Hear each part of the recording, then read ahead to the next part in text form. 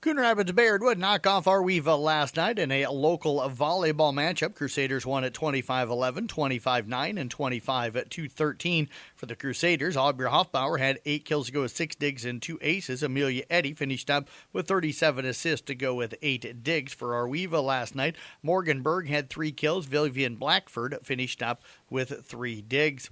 Elsewhere in volleyball, ICAM Manning wins their second road trip this week against a ranked opponent, knocking off number 14 Missouri Valley 21-25, 25-17, 25-11, and 25-16. For the Wolves last night, Addison Bandow finished up with 14 kills in 3 digs. It was also Caitlin Bando with 3 kills to go with 4 big blocks. East Sac swept a triangular at Storm Lake St. Mary's, beating Manson Northwest Webster 3-1, 25-27, 25-15, 25-22, and 25-19 for the Crusaders. Emerson Ludwig had 12 kills. It was Jordan Carroll with 7 kills to go with 23 assists, 11 digs, and 2 blocks. They would knock off Storm Lake St. Mary's 25-18, 24-26, 25-16, and 25-19. For the Raiders in that matchup, Caitlin Schmidt had 12 kills to go with 3 aces. Reese Ashinger finished up with 9 kills. Glen Ralston loses their second match this week in 5 sets, falling to Cam 26-28, 28-26, 18-25, 25-21, and 15-5. Cassidy Wink had 10 kills to go with 17 digs and 4 aces. Amelia Garrett had 22 assists to go with 14 digs and a pair of aces. Audubon falls to number 7 Riverside 25-11, 25-9, and 25-13. Maya King had 5 kills on the night. It was also Cadence Sporer with 8 digs. South Central Calhoun and West Bend Mallard were at Emmetsburg last night. The Titans would go 0-2, falling to Emmetsburg at 25-9, 25-5, and 25-22. McGorgan McChesney and Macy Dorman both finishing up with 9 digs. They would also lose to West Bend Mallard in 3. No scores reported for that one last night. It was Morgan McChesney with 11 digs. Sadie Wheelock finished up with 5 kills to go with 2 blocks and a couple of digs. Carroll picked up their first win of the season with a huge goal line stand last week. The Tigers turn that attention now down south to a good Lewis Central team. Both teams, though, sit 1-2 on the season, are looking to get 500 before district play. Head coach Craig Rowetter says Lewis Central will bring all it to come on Friday. They're big, they're fast, and they're strong. That's kind of the trifecta. They, and it is what it is. It's a bigger program. They're pulling kids out of a population of 60,000 people. We're not. So they do. They just have good numbers.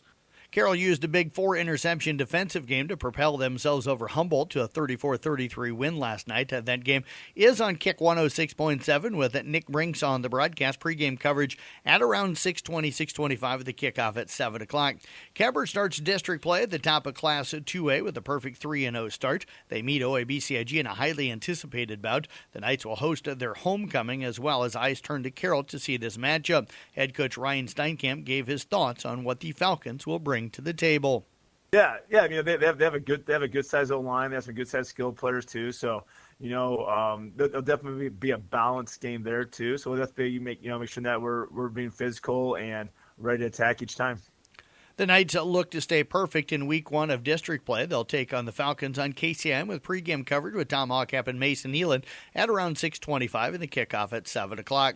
Glen Ralston picked up a big Week 3 win over Griswold with a very close race in the middle of 8-man District 9. Every win will matter coming down the stretch. The Wildcats will take on Booyer Valley, who was a very evenly matched and started out 2-1 as well. Head coach Dave Prescott says the Wildcats will have to be ready defensively. Well, they have a good line. They have an athletic quarterback. They spread to run, they spread to pass. They'll bunch up. They'll do some isolation plays and some kickouts. And we're just going to have to be ready defensively for that and read our keys and trust what we read. Booyer Valley picked up a win versus district mate Arweva in Week 2. Now the Wildcats will need to stop a good rushing offense to see some success. That game does kick off tonight at 7 o'clock. One of the best matchups in the area takes place on KKRL as Audubon heads to Cam. The two teams are 5-5 in their last 10 matchups against each other, and most of those times those games have impacted the district or the playoffs. Wheeler's head coach Sean Burke says these are the types of matchups you'll talk about 20 years from now. It's going to be a fun atmosphere. It's going to be a district title type atmosphere. It should be just a tremendous tremendous chance for us to get better. I think a lot of mutual respect. I really, really respect their program. Says the Cougars' defense is one of the toughest in the state and never drops off. The Whalers' offense has been on a roll this season, averaging 75 points per game. I'll have that broadcast tonight along with Randy Speece on 93.7 KKRL. Pregame at around 6:20 with the kickoff at 7 o'clock.